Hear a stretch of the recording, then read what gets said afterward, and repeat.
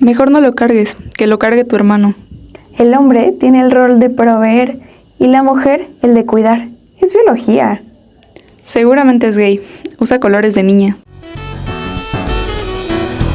Bienvenidos a un episodio más de Lucha por la Libertad. El día de hoy estaremos hablando sobre el machismo y micromachismos. Nosotras somos Regina, Mariana y en cabina se encuentran Raúl y Catherine. La Comisión Nacional para Prevenir y Erradicar la Violencia contra la Mujer define el machismo como un conjunto de conductas que promueven y reproducen la degradación de lo femenino y siguen el ideal del macho. Por otro lado, el macho mexicano es definido por Ernesto Reséndiz como un imaginario social que a lo largo de la historia del país ha sido visto como un modelo de lo que un hombre respetable debería ser. Híjole, ¿tú qué opinas al respecto? Pues justo siento que vivimos en un México donde el machismo y el patriarcado pues afectan mucho, ¿no? A toda la sociedad, no importa el género que seas, te afecta de alguna forma. Y pues sobre todo, ¿no? Estamos viviendo como un cambio muy importante ahora que tenemos una mujer al mando, pero aún así se siguen perpetuando estas ideas, esta estructura que ya veníamos trabajando pues desde la conquista, yo creo. Sí, efectivamente, concuerdo contigo y además creo que en este machismo encontramos esta dualidad en la que la mujer no es suficiente, pero al mismo tiempo le exigimos el doble. Porque como bien dices, a la señora presidente le exigimos no solo lo común que se le exige o que se le ha exigido a los presidentes, sino también le exigimos que abogue por todas las mujeres, porque la cifra de feminicidios en México ha crecido y sigue en aumento a 11 mujeres al día, de las cuales no se tiene respuesta, no se tiene un resultado, pero por otra parte, no se le exigía tanto a los presidentes. No sé. Sí. Pues es que justo siento que es esta parte, ¿no? Que también se le pide, ¿no? Que empatice. Pues ella al ser mujer, pues se cree, ¿no? Que podría tener más facilidad de empatizar con las mujeres mexicanas, a diferencia de pues todos los demás presidentes que han sido hombres, que pues realmente no han vivido lo han vivido de diferente manera, toda la opresión del patriarcado, pero no como lo vive una mujer. Y pues ella seguro, ¿no? Tuvo muchas dificultades para entrar en la política, para llegar al puesto donde está ahora. Pero pues sí, tienes mucha razón que pues sí, de todas maneras, ¿no? Se le exige mucho a pesar de que pues a los demás no se les ha exigido tanto, ¿no? Sí, creo que antes de empezar esta plática al aire, también hablabas de un tema súper importante, que las mujeres también en casa empiezan a ser machistas, porque aunque creeríamos que México es una sociedad matriarcal, porque muchos hombres deciden irse de sus casas, no lo es por toda la misoginia y todo el machismo que tiene una mujer. Y también me gustaría agregar que por lo mismo se les exige no solo el ser mamá, sino también el ser proveedoras.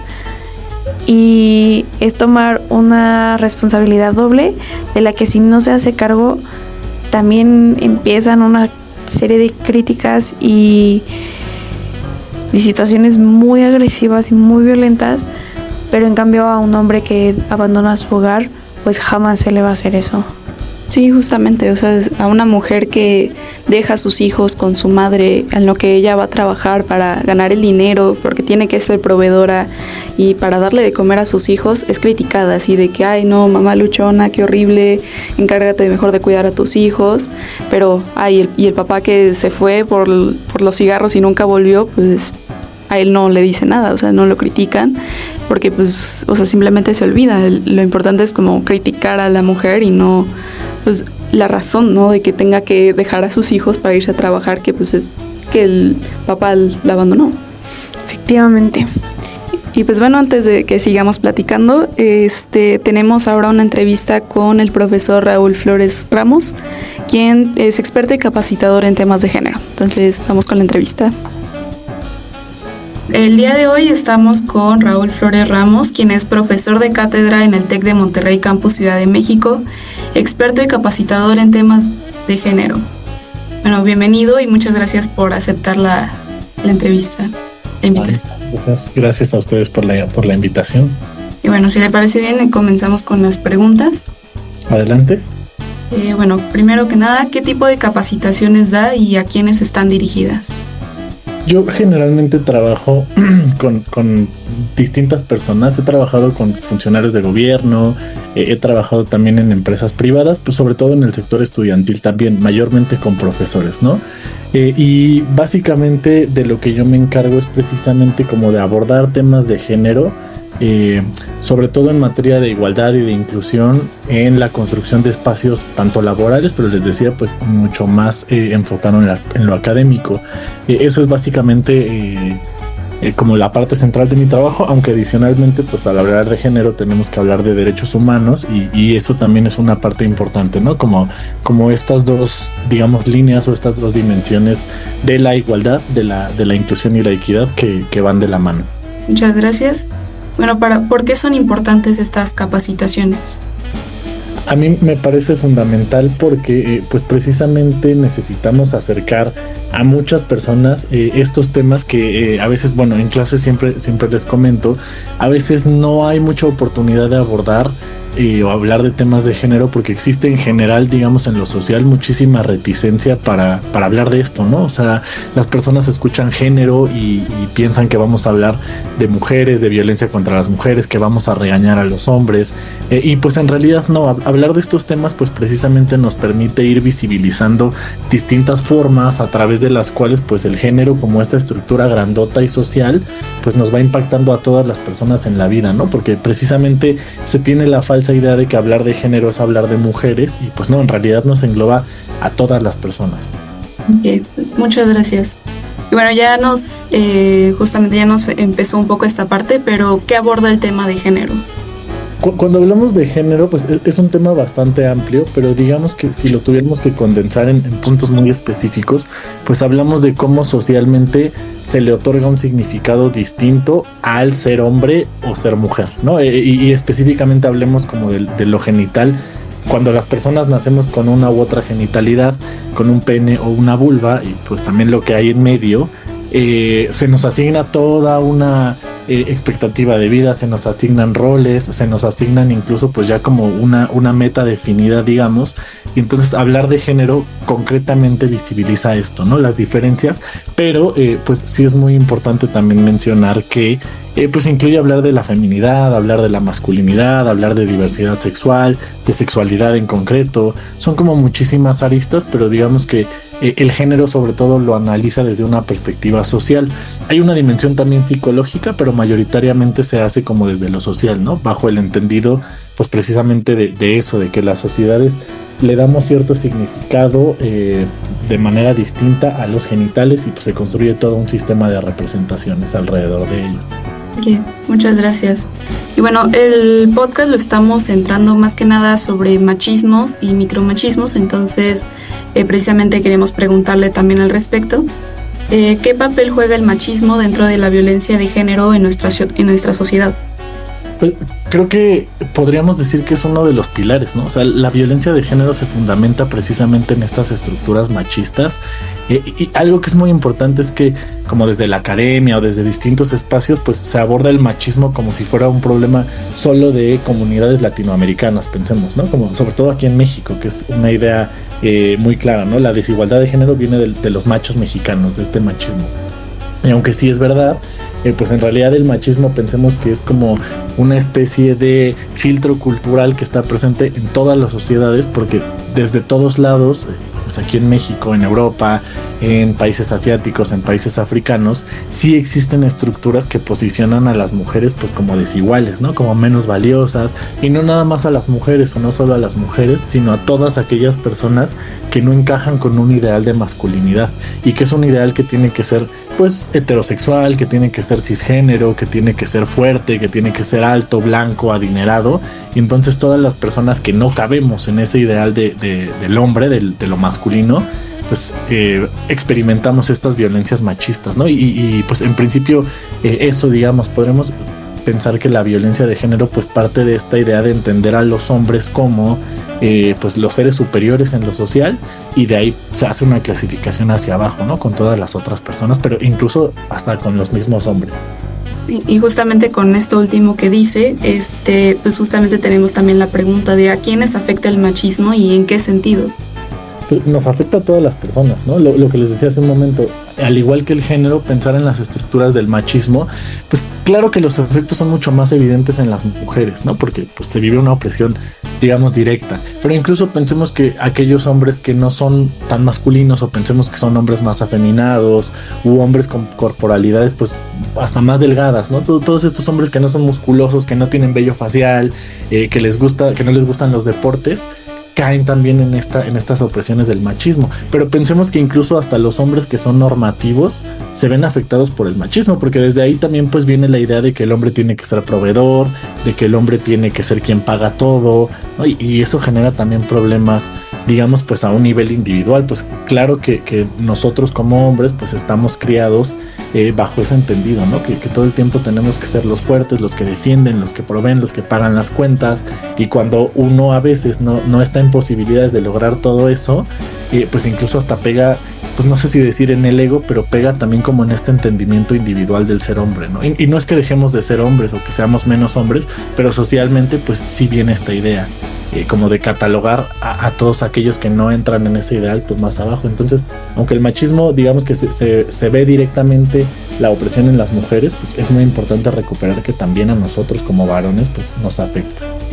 Sí, la verdad es que es una situación pues muy fuerte, ¿no? El machismo nos afecta, como bien dice, a todos. Y pues bueno, pregunta que pues no teníamos como bien planeada, pero ¿cómo ve este reflejo del machismo y cómo afecta también en la sociedad mexicana más específicamente?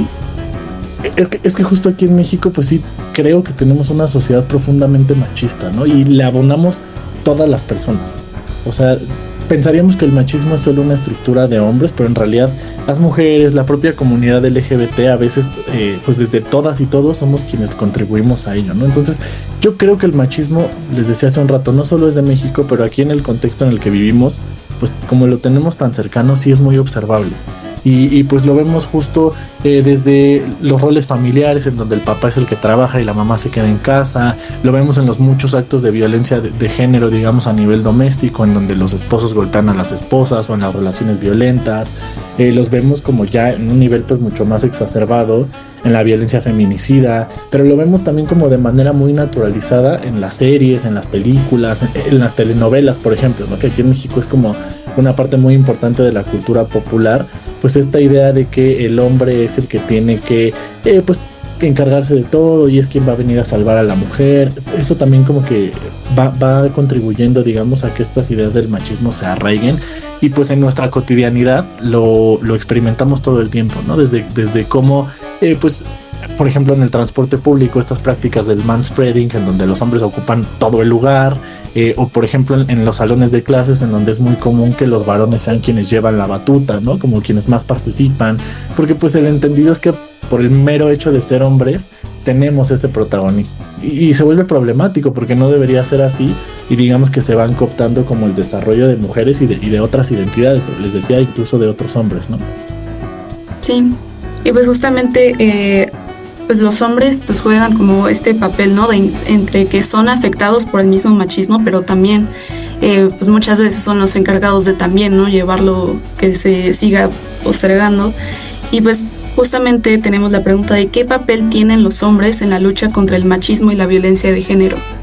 Yo creo que también justo ahí hay una cosa fundamental, porque desde el ser hombre, pensemos, la mayoría de los hombres que nos dedicamos a cosas de género, es porque o somos parte de la comunidad LGBT o porque ya hay como un nivel muy, muy grandote de deconstrucción. Pero en general los hombres tienen muchísima reticencia a involucrarse en estos temas, o sea, no quieren. Porque justo también el discurso, pensemos desde el feminismo, a veces desde los discursos de género, los estudios de género, perdón, han ido sobre responsabilizar y como castigar, ¿no? Como ser muy punitivos con respecto a los hombres. Yo creo que más bien acá la participación o digamos el enfoque para con los hombres tendría que ser de incorporar.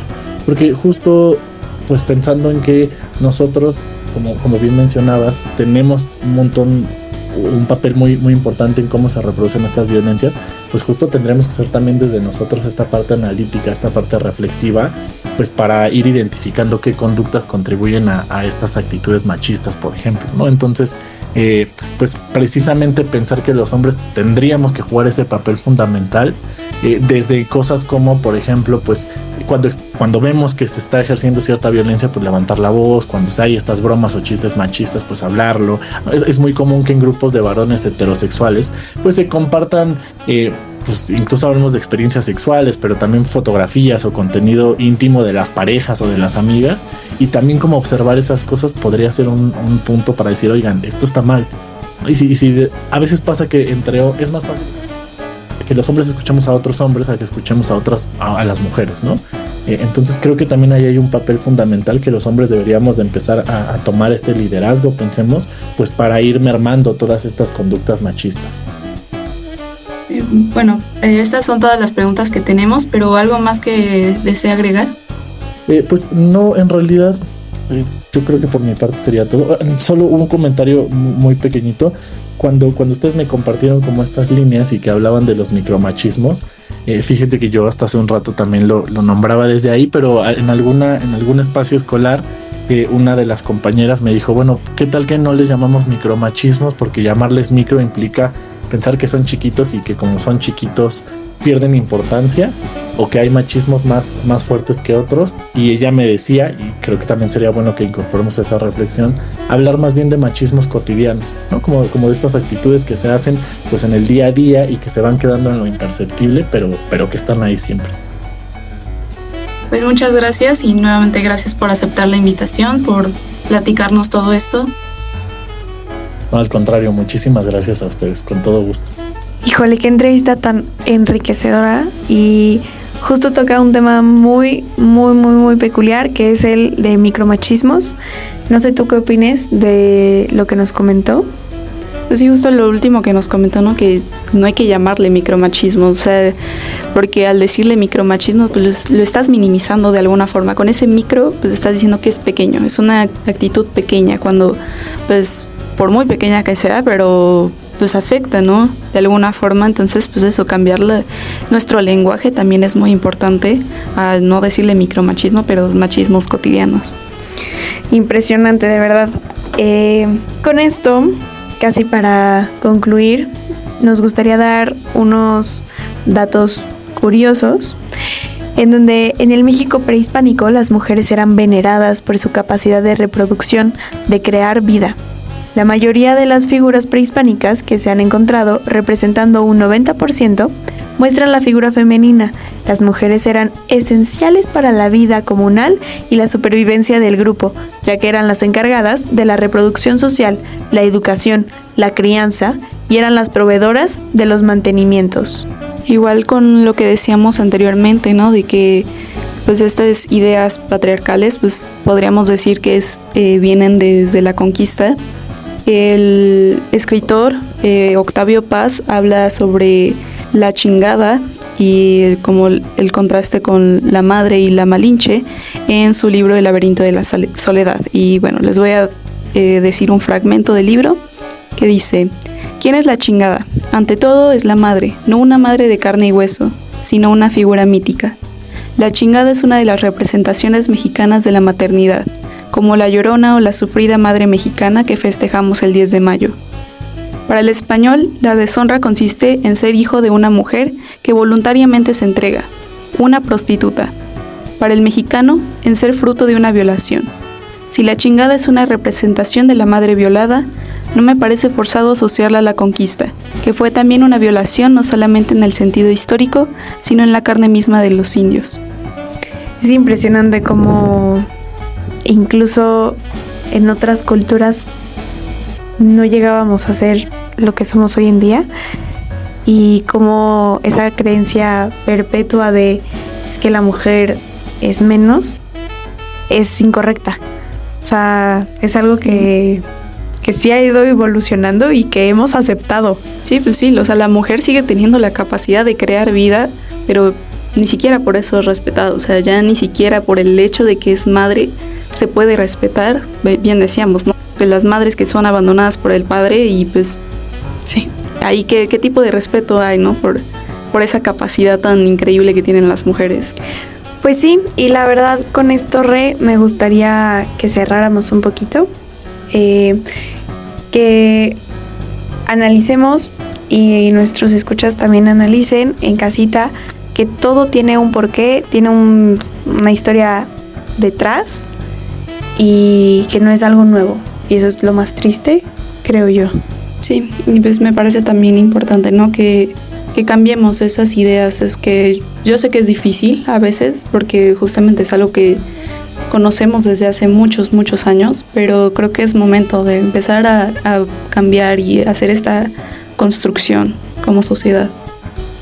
Pues muy bien, muchas gracias por escucharnos en un episodio más de Luchando por la Libertad. Que tengan un maravilloso día.